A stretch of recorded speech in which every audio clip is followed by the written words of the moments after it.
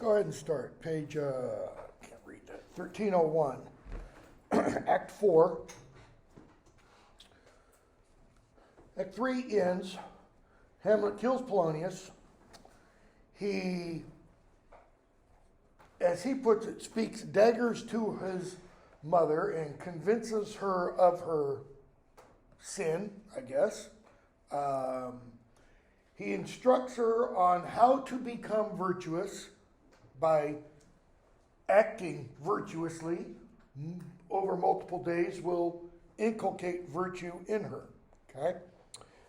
And that scene ends with him talking to his mother about Rosencrantz and Guildenstern and that he's going to be taken to England and he knows what the king is plotting.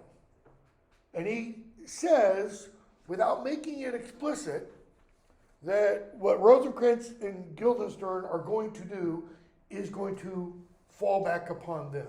That they're going to suffer for what they're going to do with Hamlet. Act 4 then begins with the king and queen, Rosencrantz and Guildenstern come in, and the king says, "There's matter in these sighs, these profound heaves, you must translate. 'Tis fit we understand them. Where is your son?" That is, he's speaking to Gertrude. She comes in, heavy sighs, out of breath, just all in a, can't think of the word, frantic. Okay? She tells Rosencrantz and Guildenstern to leave. They do. And he says, "How's Hamlet?" The king. Queen. "Mad as the sea and wind, when both contend which is the mightier." Hamlet's totally lost it. Okay? She tells the king, Hamlet killed Polonius. The king, "Oh, heavy deed. It had been so with us had we been there. His liberty is full of threats to all." That is, Hamlet is a danger to whom? Everyone. What are we beginning to get in the play that is all around us today? There's an idea at work here. It had never been kind of discussed before. Well, it had, but not in the way that Shakespeare is doing it. It's this idea of madness. Madness doesn't only affect the person who is mad. Madness can affect everyone. We say today, a court today can commit someone to an institution if they're a danger not only to themselves, but to others. His liberty is full of threats to all, to you yourself, to us, that is to me as king, to everyone. Alas, how shall this bloody deed be answered? That is, what are people going to say once it's known? It will be laid to us. What's Claudius's point? I'm going to get blamed for this. Okay? What's he really talking about, though? Does he feel bad that Polonius is dead? Maybe. Doesn't really tell. What's he concerned about? Okay, keep in mind what his position is. King, right? What's he concerned about? His reputation. Bingo. His PR. His publicity. Okay? It will be laid to us whose providence should have kept short, restrained, and out of hunt this mad young man. People are going to blame me because I should have kept Hamlet on a short leash. I should have kept him captive. But so much was our love, we would not understand what was most fit. Okay? He's kind of implying there, my love for Hamlet was kind of blinded. I didn't know what was best for him. But like the owner of a foul disease, to keep it from divulging, let it feed even on the pith of life. That is, I let Hamlet's madness, be nourished when I should have starved it. It's kind of implying I should have locked him up. Okay? Where is he gone? Where's Hamlet now? To draw apart the body he has killed. Notice she doesn't say to draw apart Polonius. Why not? Polonius, quote marks, scare question marks, whatever you call them, is no longer there. Polonius, the person, the soul, the consciousness, he's gone. All that's left is the body.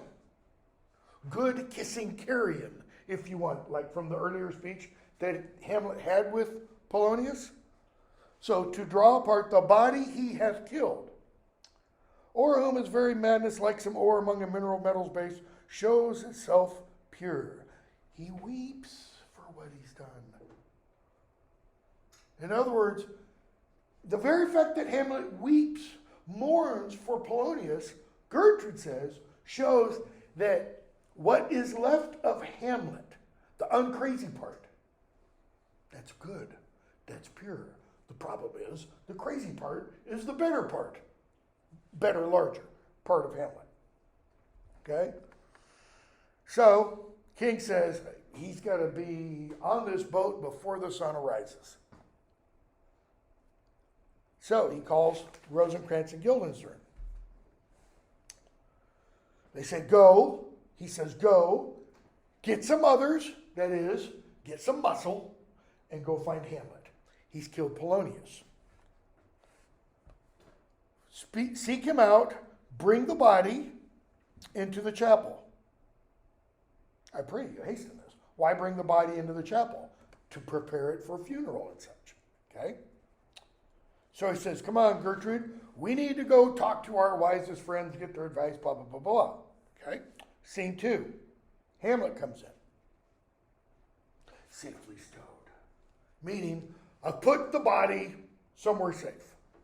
Rosencrantz and Guildenstern come in.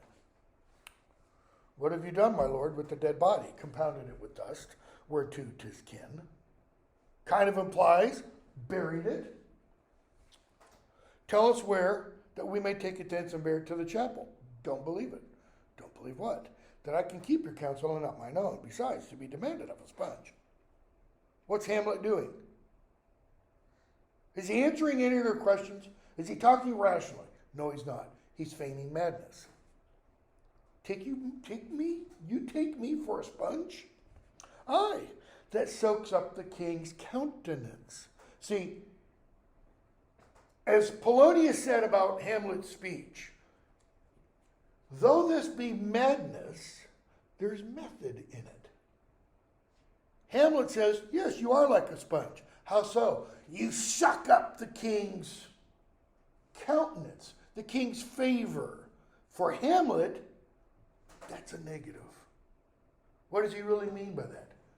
You are suck-ups to the king. You are sycophantic, counselors, advisors, aides.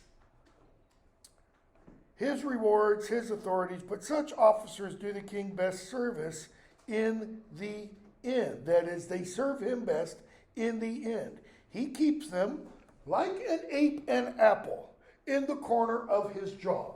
So Hamlet's giving us an image. The king keeps people in service like Rosencrantz and Guildenstern, like an ape keeps an apple in its jaw. Why does the ape keep the apple over here? Why does a squirrel fill its cheeks full of nuts? It's not going to eat them now. It's to take care of them later. In other words, the king has got you guys in his back pocket. And guess what? He's going to use you too. When he needs what you have gleaned, it is but squeezing you, and sponge, you shall be dry again. That is, you'll be dead.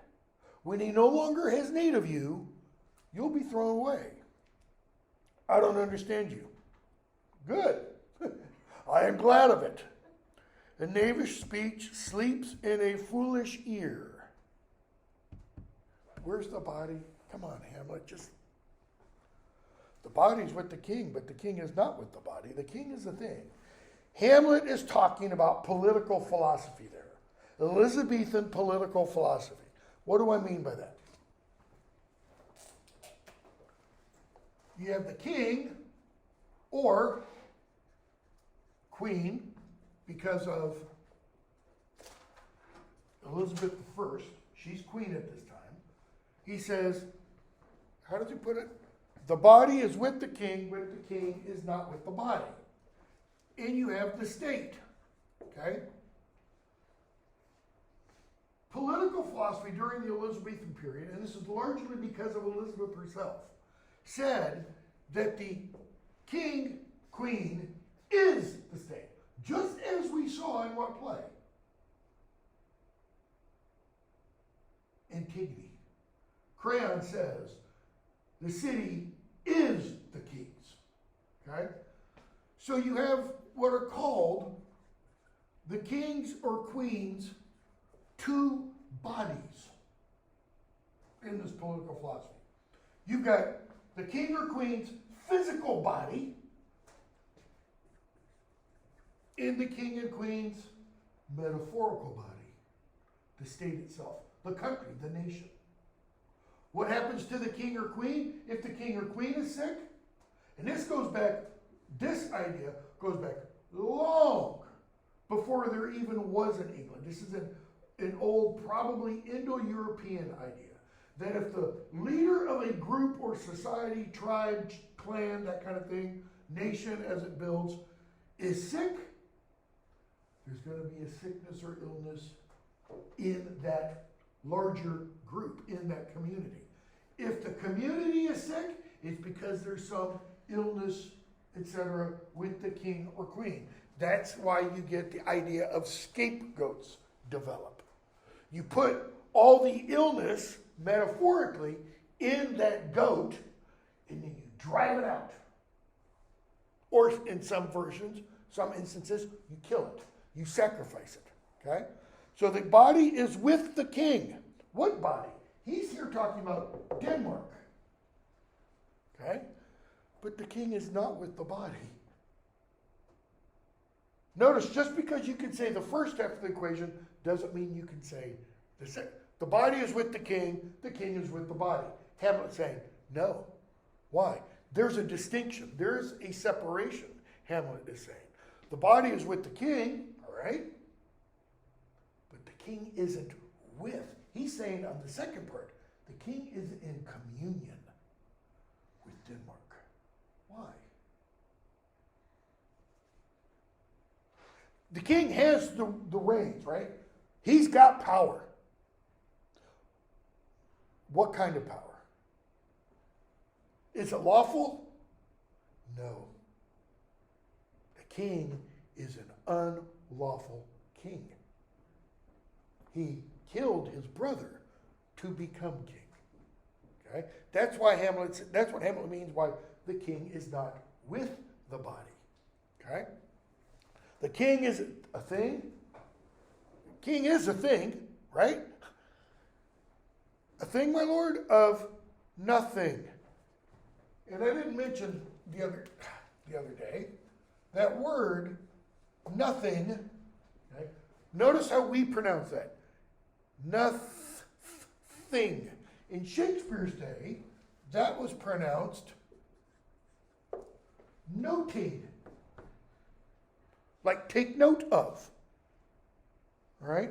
So when we see that line in the play, when Hamlet's, verbally playing with Ophelia just before the play within the play, and he says, that's a fair thought to lie between maids' legs. And she says, what is my lord? He says, nothing, modern pronunciation. In Shakespeare's day, noting, okay, which has both this meaning and N-O-T-I-N-G, taking note of, looking at, watching, observing, That's how the pun has a lot of meaning to it. It's like an onion. You just keep pulling the layers back. So, the king is a thing, my lord, of paying attention to, right? You don't pay attention to what a king does. You don't pay attention to what a president does. You can get into big problems. But he's also saying this king, he is nothing. He's a zilch. Bring me to him. Okay? King comes in. I have sent to seek him and to find the body. How dangerous is it that this man goes loose? In other words, we've got to get control of Hamlet. Yet must not we put the strong law on him? What's he mean by the strong law? I'll use a political example because it's very ripe this morning. Former President Trump was indicted last night. The strong law? I'm not going to stick the FBI on him. Or CIA, or pick your, alphabet group. He's saying, we're not going to go after Hamlet with a bunch of troops. Why? He's loved of the distracted multitude. I mean, it's really, in one sense, really nice to be able to teach this particular passage right now because of what happened last night. 80 million people voted for Trump last time around. There's going to be a lot of distracted multitude. What is, not Hamlet, Claudius. What does Claudius mean, though? Notice Claudius is saying the multitude is distracted. They lack focus. And what he means by that, what he implies by that is they lack focus because they're focused wrongly. They like the wrong guy, Hamlet. They don't follow Claudius. That's the distraction. Hamlet is the distraction to them. They ought to be lining up and following the king. Why? Because he's the state. He's everything. Again, it's eerie how the indictment just fits perfect with talking about this today.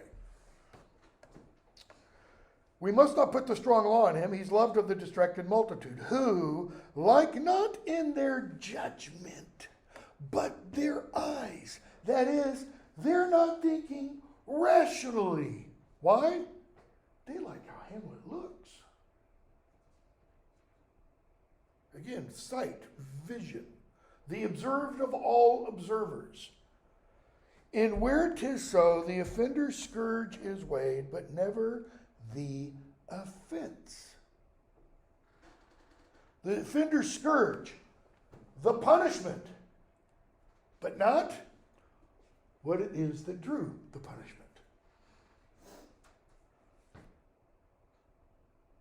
To bear all smooth and even, this sudden sending him away must seem deliberate. Pause.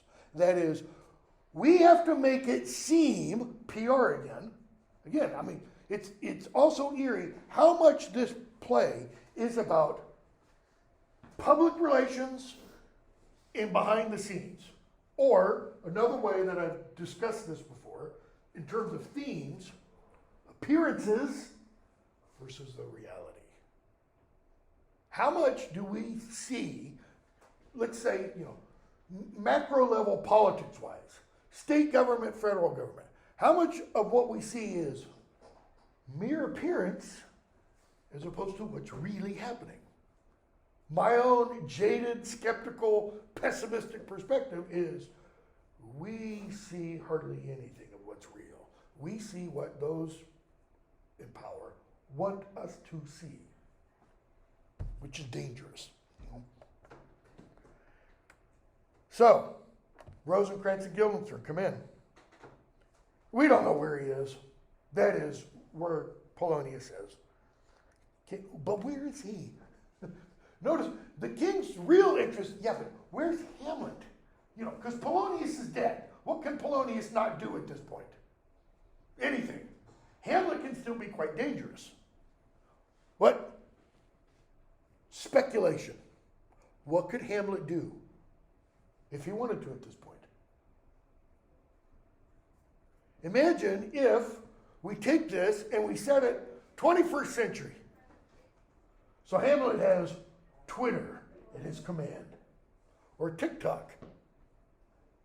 He could put out a tweet or multiple tweets. He could put out a couple of TikTok videos and do what? Rouse the rabble.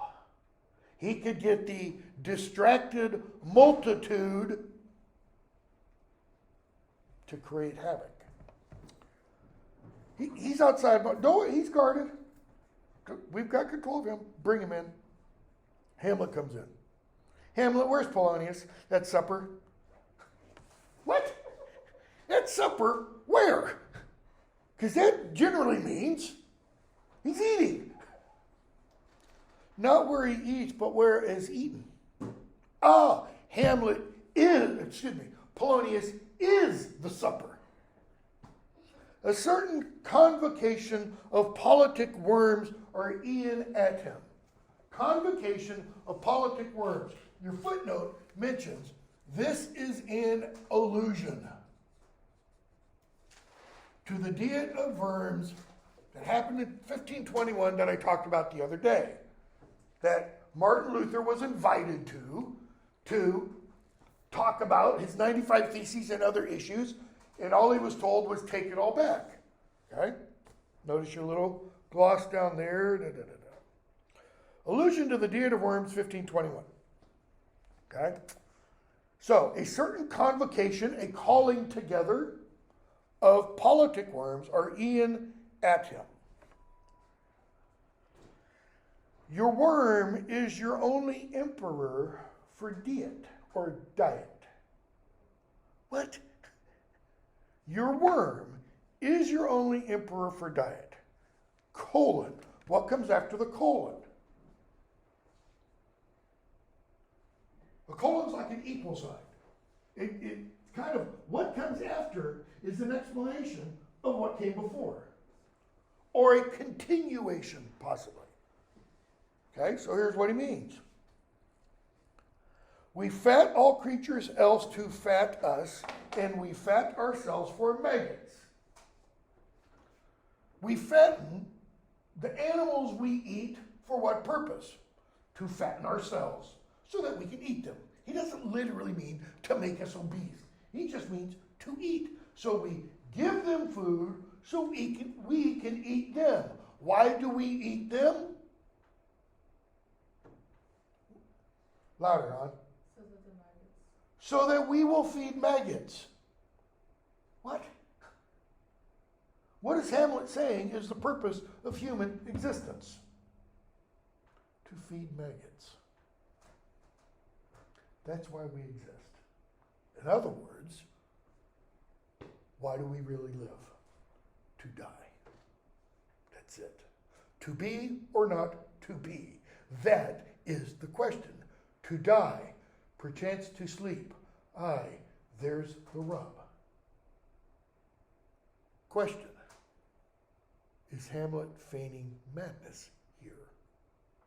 Or is Hamlet getting to kind of the ground, the root question that everyone, let me rephrase that, every thinking person, I don't mean thinking you have to be a PhD, you don't have to have a degree, any kind of degree, but anyone and everyone who thinks at all about why am I here? That's what Hamlet's getting at. What is the purpose of my existence? Okay? So he goes on. Another colon. Your fat king and your lean beggar is but variable service. In other words, your fat king is like an appetizer, and your lean beggar is like the main course. Or your fat king is like the main course, and your lean beggar is like the dessert. Or your fat king is like ham, and your lean beggar is like roast beef. You might have both on the table. What's his point? They both end up where? Inside something else. They both end up eaten. They both end up as food for maggots. So, what's the difference between an emperor or king and a beggar?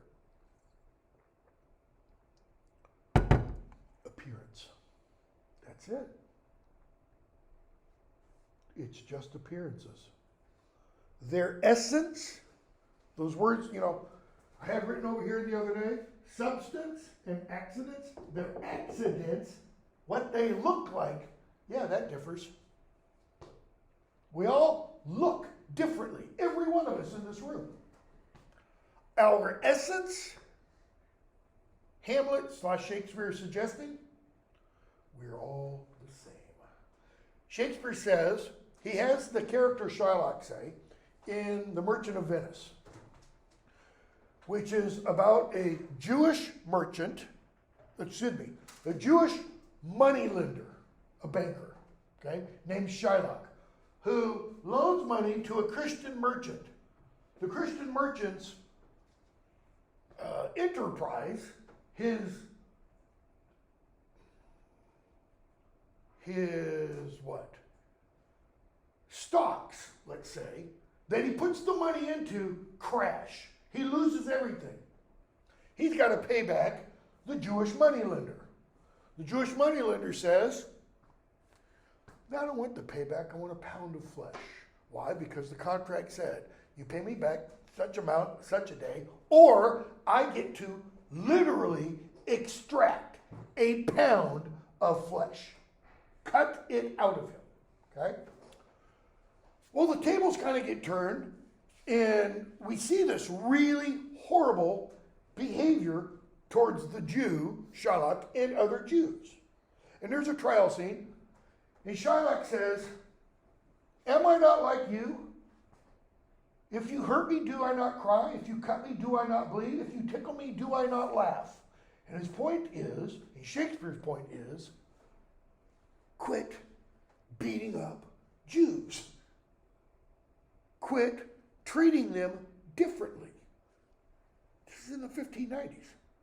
Okay, I mean, the Jews have been looked down upon since when? Go back to Jesus' time. All right? Hamlet is saying, just as Shylock is, there's no difference between the emperor or king and the lowest person in society.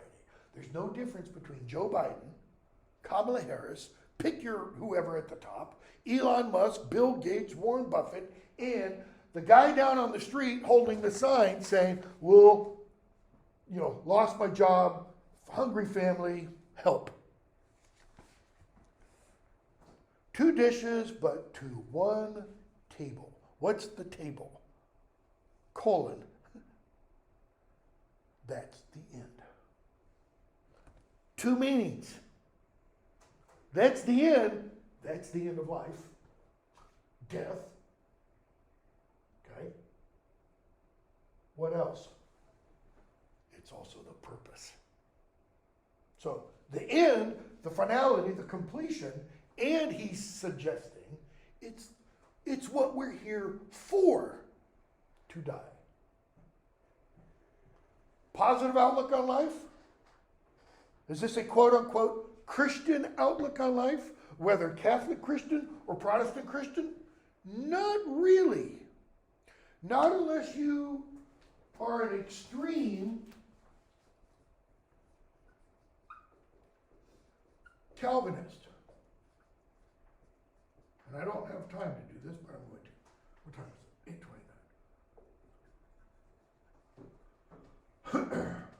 Total depravity, unconditional election, limited atonement,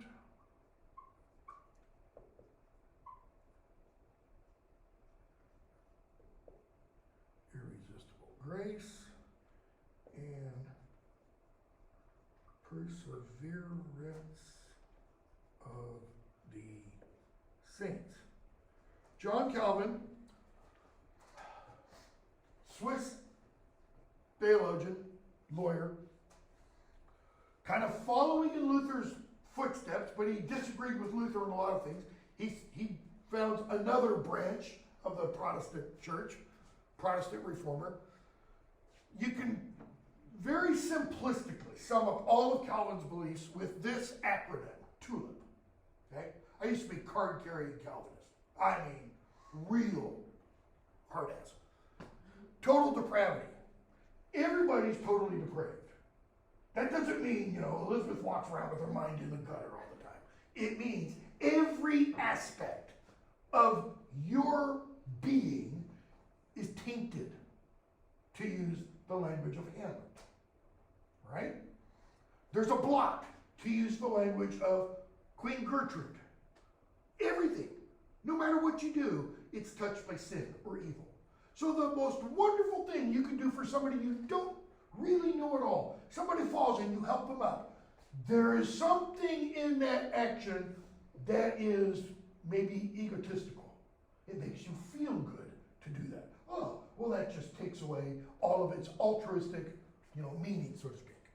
First, total depravity. 2, unconditional election. God chooses who lives eternally, who is saved and who isn't. Period. Okay? But it's unconditional. What does that mean? You don't do anything to earn it. Nothing you have done, nothing you have thought, nothing you've read, nothing you have prayed has earned that election. It's like the divine roulette wheel. God rolls the dice, and you're red 13. Oh, sorry, damned. You go to hell. Okay? So, unconditional election. And according to Calvin, a very small number of people were in this group. In totality. Okay? Limited atonement. Why? This follows this. If God only chooses, there's 6 people other than me in here right now.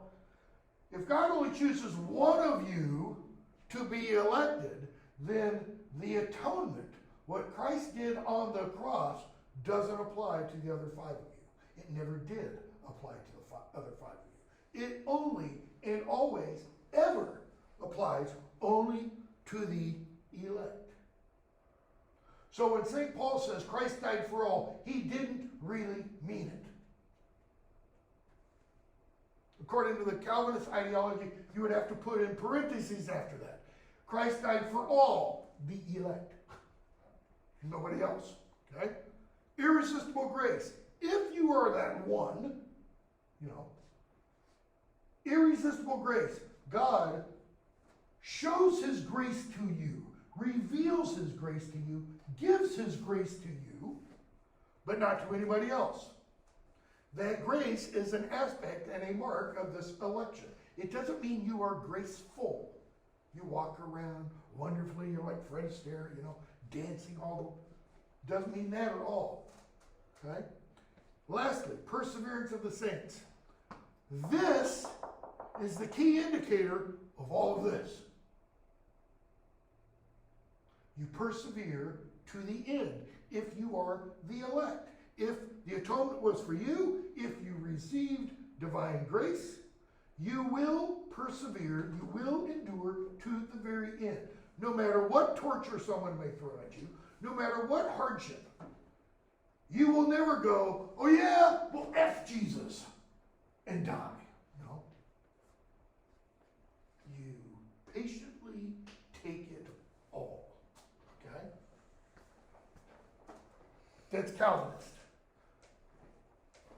This is the, in one sense, the hard part. Because if you're not in this, what's the meaning of life? It's exactly what Hamlet just described. If you're not among the elect, life's a bitch and then you die. Life sucks. It might not appear that way. Okay? What I mean is, it might look like you have everything going for you. And then you die, and then what happens? What dreams may come.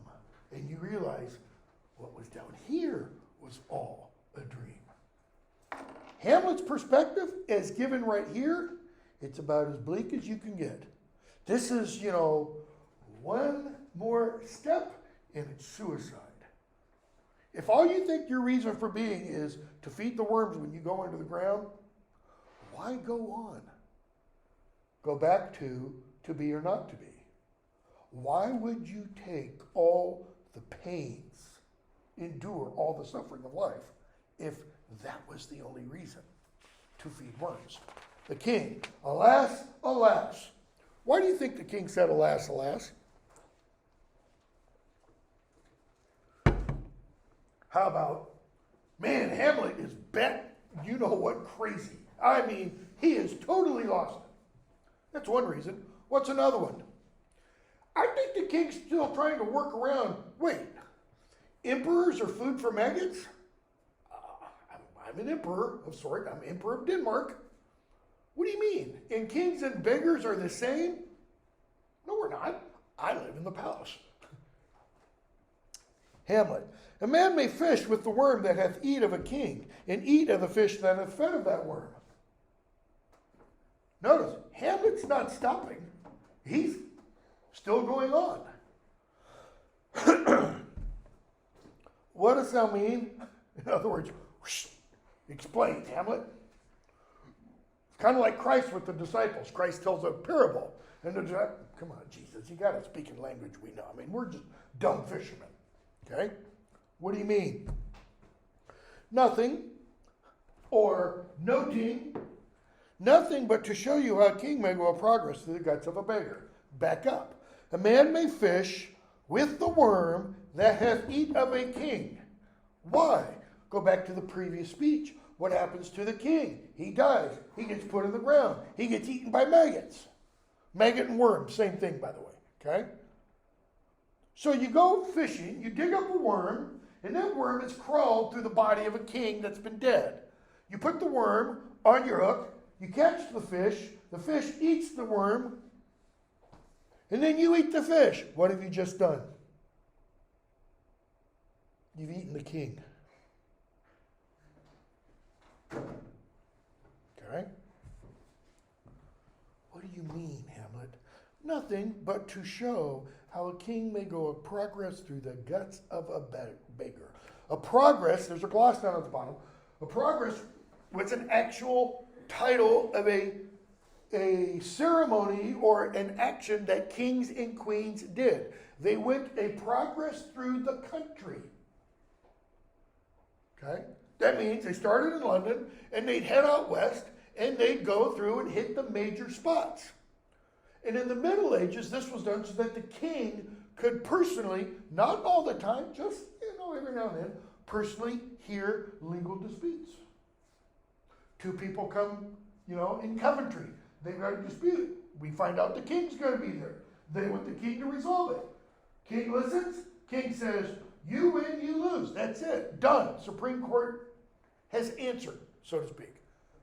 So the progress is to go the progress through the country to solve the problems of the country.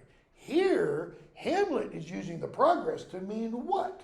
The progress through the digestive tract. What is he saying about a king? A king may go a progress through the guts of a beggar. Through means it doesn't stop here. It gets expelled. In other words, a king can be a piece of shit.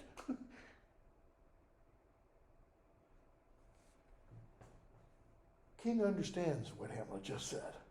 Where's Polonius? In heaven?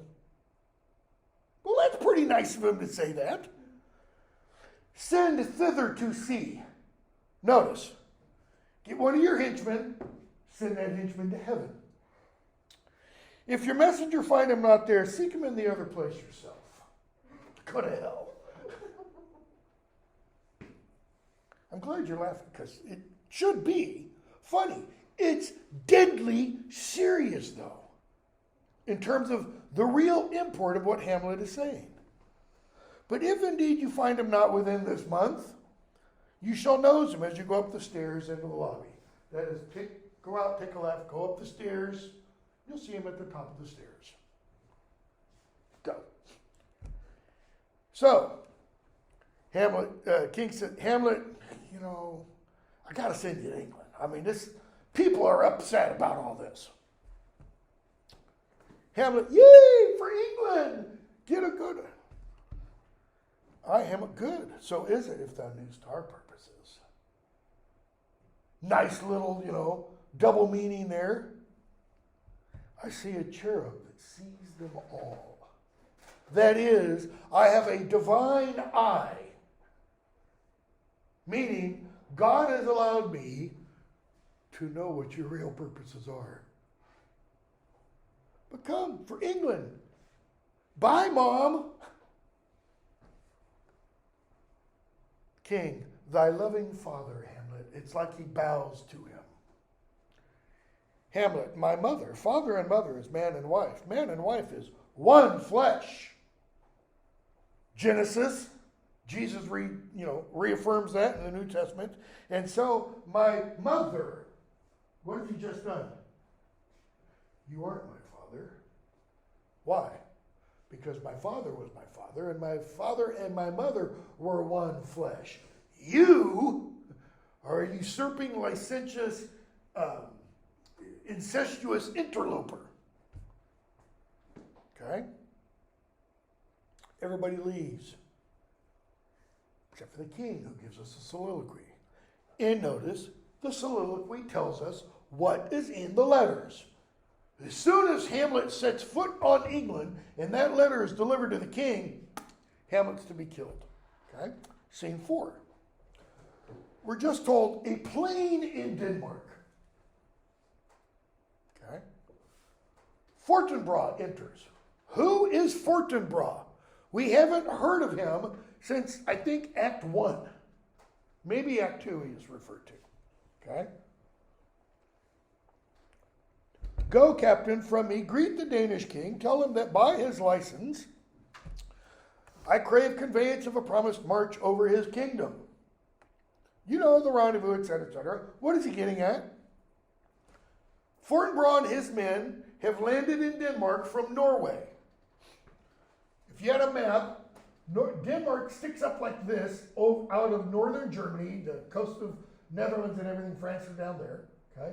Sweden comes down here, Norway comes down here. So you have Norway, Sweden, the Baltic Sea, Denmark, Germany, north of Germany, and Poland. He wants to get through Denmark to get to Poland. So he's saying, I'm asking him for grant of travel across his land. Okay? I'm not marching on Denmark. He says, I'll go. Captain goes on. Exit all but the captain. Okay? So we have the captain left. Fortinbras has left the scene. And Hamlet, Rosencrantz, Guildenstern, etc. come in. And Hamlet greets the captain. He asks him, who are you? Who are these men? Etc., etc. He tells him. And the captain says, we're on our way to Poland. We're going to fight the Poles. Hamlet. Well, the Polack will never defend it. Line 23. It's already garrisoned. The Poles are already manned around this little plot of land. Hamlet. 2,000 souls and 20,000 ducats will not debate the question of this straw. In other words, this is a little worthless piece of land. There is no military objective here. There's no larger objective. Why would anybody defend this? Or why would anybody attack it? Okay? It shows no cause, Hamlet says, why the man dies, without appearing. There's no outward appearance of a cause why anyone would die for this land. Okay? Everybody leaves but Hamlet. Why? Shakespeare gives us that little scene so that Hamlet can then get a good, long soliloquy. For what purpose? Well, look at the soliloquy. How all occasions do inform against me and spur my dull revenge. All occasions. What was kind of the first one that we saw? It's when Hamlet watches the player, first and second player, do the little speech about Priam and Hecuba. And he's like, he's crying over nothing. And I have that within, which surpasses all show. Okay? So, All occasions do inform against me and spur my dull revenge. What is a man if his chief good and market of his time be but to sleep and feed? Okay? His chief good. Now, about 40 years after Hamlet is written, I think it's in the 1640s, Scottish and English Presbyterians produced, I might be wrong, it might be more like 140 years, produced what's called the Westminster Confession of Faith. Okay? It's a catechism. Religious, this is what you must adhere to if you are Presbyterian, like the Covenant School in Nashville, where the shooting occurred the other day. All right? It's a Presbyterian school. Just about everything from the Westminster Confession of Faith comes from John Calvin's teachings in his books, 2-volume book called The Institutes of the Christian Religion.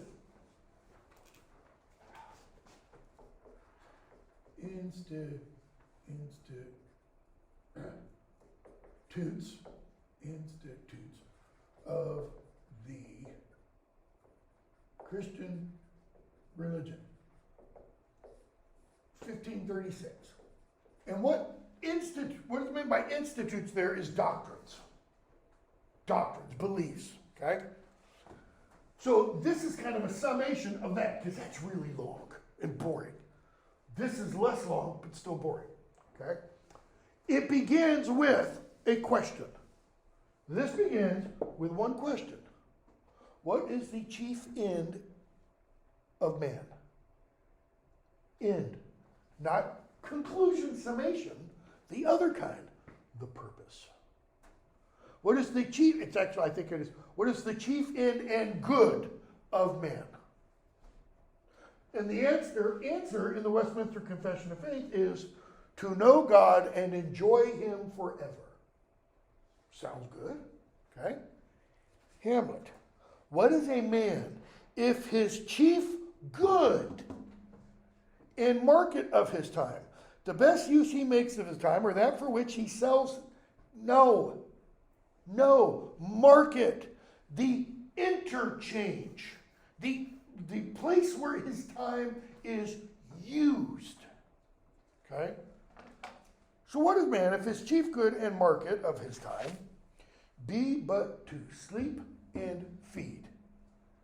Hamlet saying, what are we if all we do is eat and sleep? King Lear says the same thing, by the way. 2 years after Hamlet, 1603, I think. A beast, no more. What's Hamlet's point? What's the point of Hamlet, the play? It's not to kill Claudius.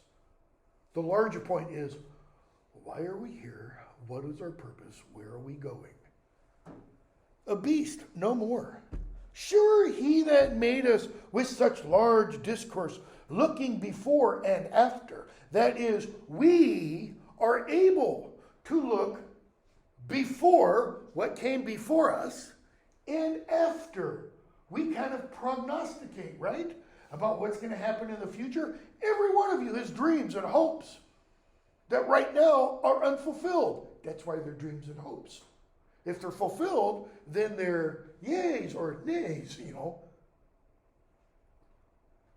Looking before and after gave us not that capability and godlike reason to fuss in us unused. Fussed, to grow old and moldy and covered with grime. He's saying, he that made us, gave us reason for what purpose? To be used. We have this gray matter so that it can be exercised, just like regular muscles can. How do you exercise your gray matter? Going home after class, after work, putting on the TV, TikTok, whatever, and just becoming one with that media to update it to our century? Hamlet. Whether it be bestial oblivion or some craven scruple of thinking too precisely on the event, and that gets back to the to be or not to be speech, to think too precisely so that conscience makes cowards of us all. That's what he's getting at. Okay? The thought which quartered, that is dissected, looked into, hath but one part wisdom and ever 3 parts coward. I do not know why yet I live to say the things to do. Hamlet's telling us, I don't know why I haven't done it yet. Why haven't I killed Claudius?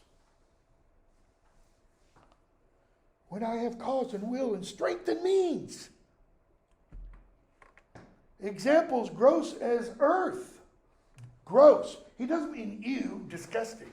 He means obvious. What's one of the most obvious things around us? The very ground we walk on. We don't think about it. It's so obvious, it becomes what? Unknown. Pose, the Purloined Letter. What's the upshot if you've ever read that short story? You want to hide something? Do what? Leave it in plain sight. Because if you're used to the environment, and you're in that environment every single day, you won't take notice of one little change. Okay? The whole rest of his speech, he goes on and talks about death and honor. Here are these men willing to die for this little plot of land, and it's not worth anything. There is no honor in that, other than for the soldiers following their captain. The honor is they did what they were supposed to do. It's the captain, or Fortinbras, who lacks the honor to lead them into this meaningless death. Hamlet says, meanwhile, I what? Does he have an honorable cause? Yes, he does. To avenge his father's death. Is it I'm using Calvin here just for Christian. Is it a Christian cause? No, it is not. Revenge is never Christian in that sense, in the true Christian sense. Okay? His point is, so where's my honor if I don't fulfill this, if I don't do this? Okay? Scene 5. Well, let's get to the end of it first. Oh, from this time forth my thoughts be bloody or be nothing worth. From here on out, what? Go back to what he said to the ghost. Kill Claudius. And yet, that's not going to be his thoughts from this time forth. Why? I think, I could be entirely wrong, Hamlet is like Harry Potter. It's like, what? When the Harry Potter books first came out, when all 7 were published, but before even the 5th, 6th, and 7th ones were published, Christians came out of the woodworks against those books. Oh, they're all about revenge. And, witches and magic and all that stuff. But they're about revenge. If you read the books, don't see the films. If you read the books, they're about the exact opposite of revenge. The films, the theatrical release version, are about revenge. Why? Because the films skip something at the beginning of the 7th book and the end of the 7th book. And those two things are about forgiveness and redemption. Okay? Hamlet is very much the same. When I said Hamlet's like Harry, Harry can't kill. He gets told by people, you need to be prepared to kill. He's like, can't do it. Dumbledore tells Harry, his particular gift, his particular power is love. And I'm not saying Hamlet's going to go up and just hug Claudius and convert him. Hamlet is going to kill Claudius. But he does so how? Think court of law. Self-defense. Now he does kill Polonius, but what does he think is going on there? Well, all right. Even though he strikes first, that could be argued self-defense because he doesn't know if there's a sword coming out. Okay? Okay, we'll stop there. We're going to pick up with scene 5 on Monday. We'll finish Act 4 fairly quickly and get into Act 5. Quiz due tonight, remember, don't forget about that. Have a good day. Stay safe with the severe storms coming in tonight.